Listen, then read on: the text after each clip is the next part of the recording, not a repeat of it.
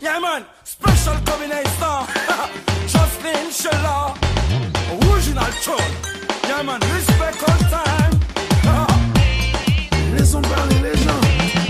Laisse parler les gens. Laissons parler les gens. Bienvenue sur le plateau de Laisser parler les gens, événement exceptionnel puisque pour la deuxième année consécutive, nous nous retrouvons ici au Petit Belge pour célébrer ensemble le dîner des vœux. À cette occasion, nous allons accueillir 3 panels composés de 4 personnalités qui ont fait le buzz en 2016 et je m'en vais donc vous les présenter. So what?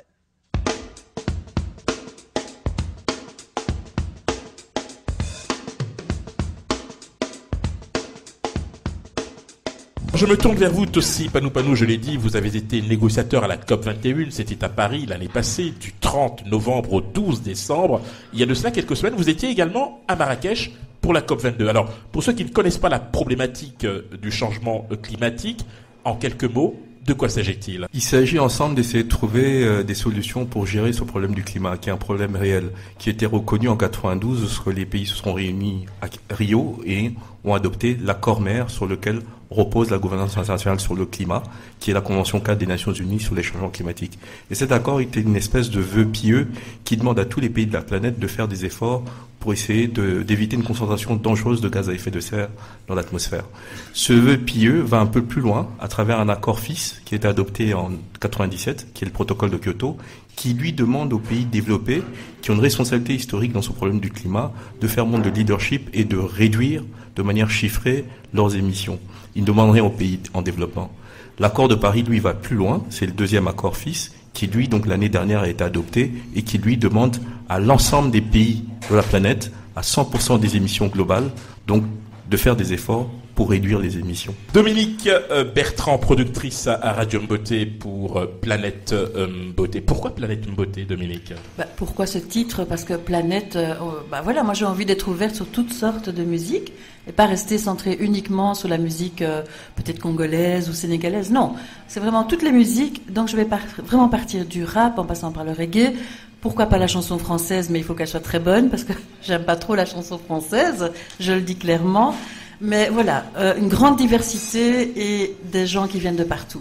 Voilà pourquoi Planète. Le principe, évidemment, c'est qu'un invité est reçu et on lui fait écouter ses propres titres, en fait. Disons que moi, avec l'invité au départ, je choisis. En fait, l'invité me propose des morceaux. Je choisis avec lui ceux qu'il me semble les plus agréables à diffuser à nos auditeurs. Et puis voilà, on discute du morceau, on propose un peu aussi à l'artiste de nous divulguer son programme, ses ambitions, ses projets, des choses comme ça.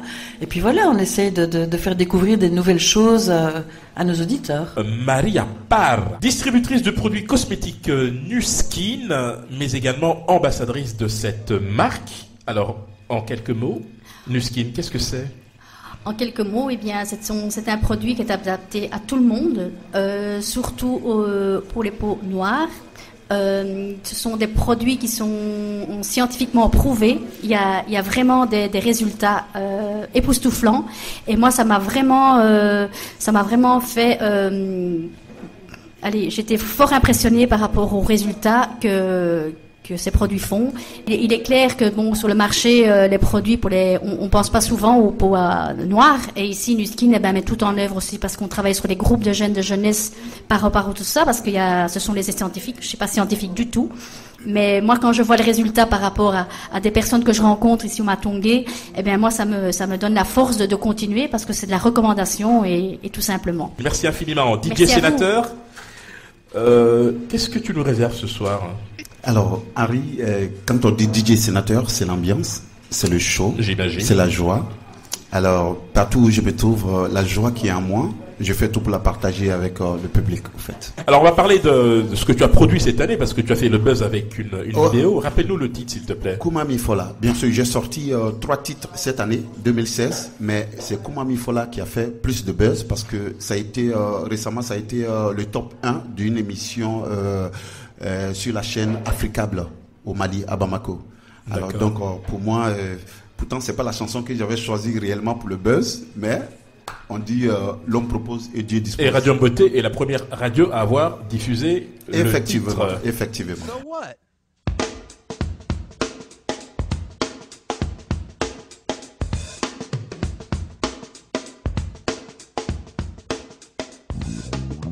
Je me tourne vers vous, cher Johan.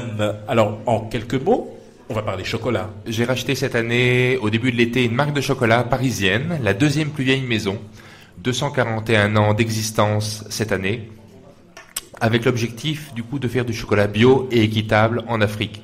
Vous n'êtes pas sans savoir que l'Afrique, c'est plus de 70% de la production mondiale, mais il y a à peine 3 à 4% de transformation sur le continent, et les premiers concernés ne sont pas ceux qui en profitent, et donc il faut absolument militer pour gérer toute la filière de la production jusqu'à la vente, en mettant les Africains dans le coup et faire du développement durable avec les Africains et surtout pas sans eux. Comment a été accueillie globalement l'initiative? De façon très très très positive.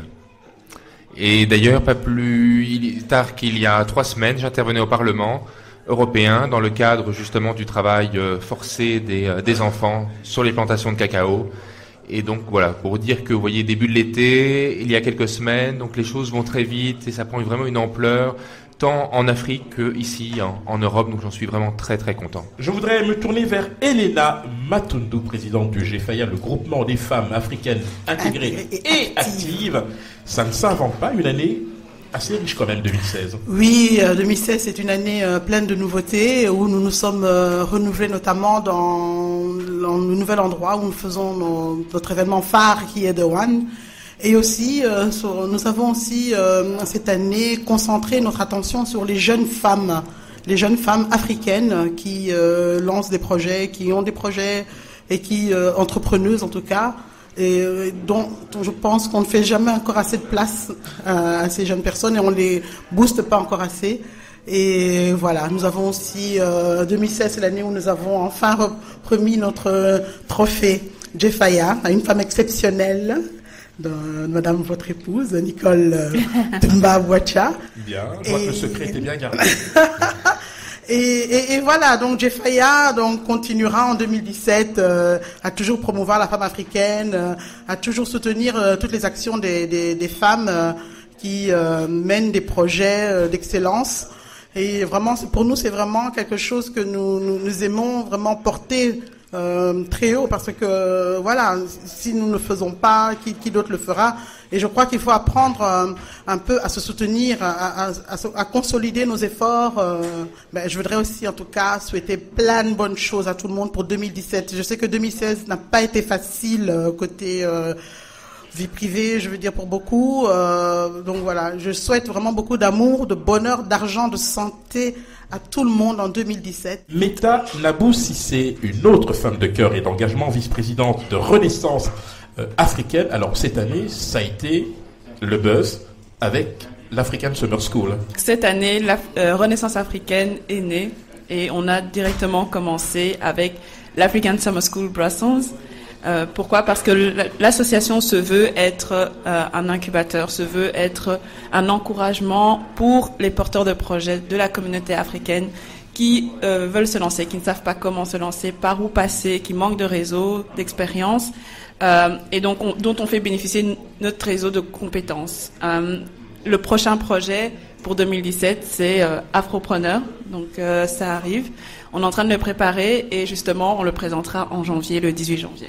On salue au passage Marie-Charlotte Tatepo, j'allais dire votre alter ego, Oui, inséparable. Oui. Et donc c'est noté, hein. La prochaine édition de l'African Summer School également est prévue, j'imagine. Donc justement, l'African Summer School, c'était le premier projet. Le prochain, l'année prochaine en 2017, c'est Afropreneur qui arrive. Chris Ofili, founder of Chris Ofili Connection. Let's talk about Chris Ofili Connection. What is that? Oh, okay. Chris Ofili Connection I started as a hobby, basically. It's just an intention that I had. Mm-hmm. Then finally took it to the next level, which is a platform that I want to use to promote African culture in music, movies, entertainment, basically, and to promote the African culture, fashion. Mm-hmm. So it is a platform that I'm still developing and trying to get more people involved across the barrier of languages, intercontinental. But 2016 was an amazing year for Chris Ofili Connection because you organized a lot of event. Yeah. What is your project for next year? Next year, I plan to do more by connecting other African countries, trying to get all the Africans connected. Secondly, I want to also take it to the next level of making it a platform where I can as well make money, because now it's more like a hobby. So basically, that's what 2017 is there for us. So what?